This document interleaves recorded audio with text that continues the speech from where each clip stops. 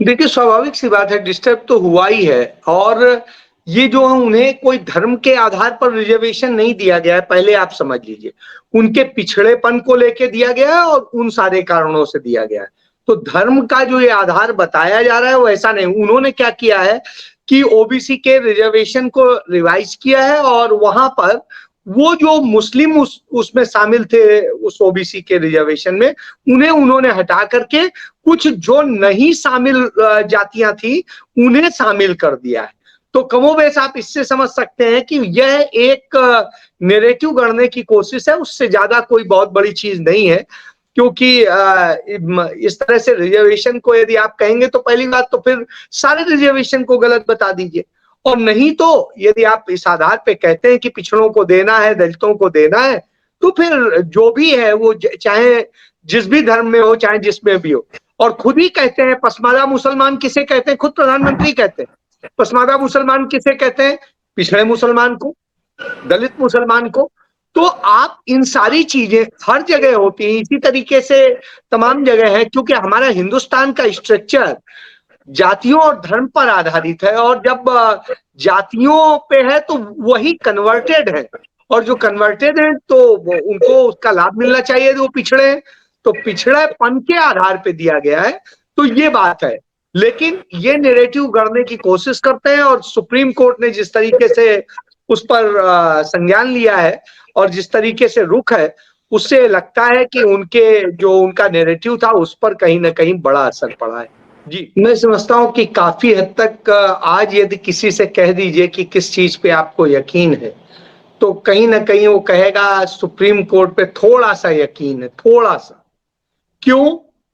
क्योंकि इन दिनों डीवाई चंद्रचूड़ जो है चीफ जस्टिस ऑफ इंडिया है, इसलिए एक माहौल थोड़ा सा बदला है। नहीं तो हालात बहुत बुरे हो गए थे। नागरत्ना जैसी जस्टिसेस हैं जिनके कारण से माहौल कुछ बदला है, नहीं तो अलग से माहौल हो गए थे। तो ये चीजें कहीं ना कहीं आएंगी। और इत्तेफाक से ये दोनों जजेज हिंदू हैं, तो इसलिए भी नहीं कह सकते हैं कि आप उनके ऊपर कोई आरोप लगा दें उस तरह से कि तुष्टीकरण या ना जाने क्या क्या और क्या चीज। वो राजनीतिक भी नहीं है और पद की महत्वाकांक्षा वाले भी नहीं है, तो इससे भी आप समझ सकते हैं। तो थोड़ा सा सुप्रीम कोर्ट पे आज की डेट में यकीन है। हालांकि पूरी तरीके से नहीं हो पाता है, क्योंकि और हो भी नहीं सकता है, क्योंकि सुप्रीम कोर्ट में हर जज की अपनी अपनी जब बेंच होती है तो अपने अपने ढंग से डिसीजन होते हैं।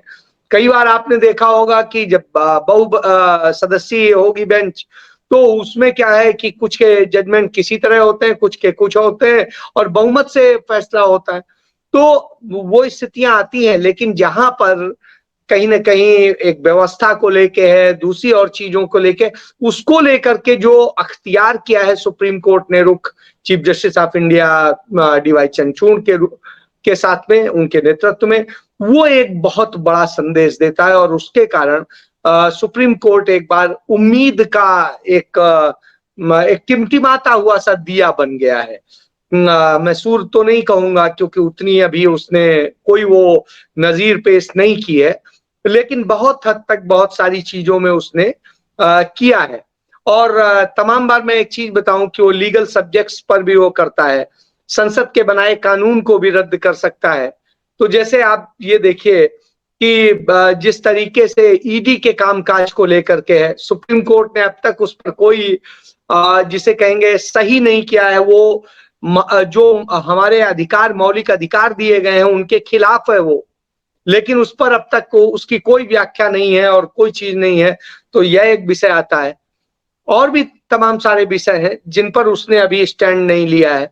तो जब तक कहीं कोई बड़ा स्टैंड लेने जैसा दिखाई न दे जाए, तब तक नहीं कह सकते हैं। हालांकि अभी तक जो रुख दिख रहा है, इतने चंद दिन हुए हैं, तो उसमें रुख बड़ा पॉजिटिव है और मैं उससे बड़ा सकारात्मक महसूस करता हूं। और मैं समझता हूं कि भविष्य में कुछ अच्छे संकेत मिल सकते हैं। तो इस कारण से मैं देखता हूं कि हाँ, निश्चित रूप से ठीक है, पहले से अच्छा है, बेहतर।